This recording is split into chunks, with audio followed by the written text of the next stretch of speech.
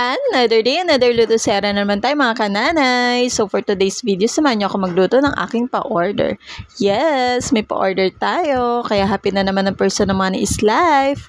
Char! At isa na naman nga pong super blessed na araw para sa nanay na to dahil meron nga tayong pa-order. Dalawang bundle nga itong in-order ni client. Yun nga yung 2,050 at yung isa naman ay 2,100. 12 nga ng tanghali ang delivery time neto. Kaya naman pagkagising ko ay inayos ko na nga yung mga bilaon na gagamitin ko. At alas 9 nga ng umaga, nag-umpisa na din akong magluto. Taga dito lang din naman si client sa amin. Actually, regular customer ko pala tong si client nung ako'y nagme-merienda pa at nagde-daily ng cordon bleu. Alam nyo ba mga ate ko, kung kaya ko pa sana magtitinda ulit ako ng merienda araw-araw. Sayang din naman kasi talaga yun mga ate ko, pandagdag din talaga yun ng budget pang ulam. Anyway, inuna ko na nga palang lutuin dyan yung aking pichi-pichi at sinunod ko na nga yung pagpiprito ko ng cordon bleu. Mga 11:30 nga, tapos na din akong magluto at in-inform ko na nga si client na babalutin ko na nga lang kako at ready to deliver na. Buti nga din at nakatulog si client, hindi niya agad nasagot yung aking message dahil nga nahirapan kaming makakuha ng tricycle na mga oras na yan. At dahil nga madami-dami to, hindi ko nga pinagkatiwala sa anak ko na siya ang sumama sa pagde-deliver sa tricycle, kaya ako din talaga ang nag-deliver nito mga ate ko. Yun lang at thank you Lord dahil success ngayong araw.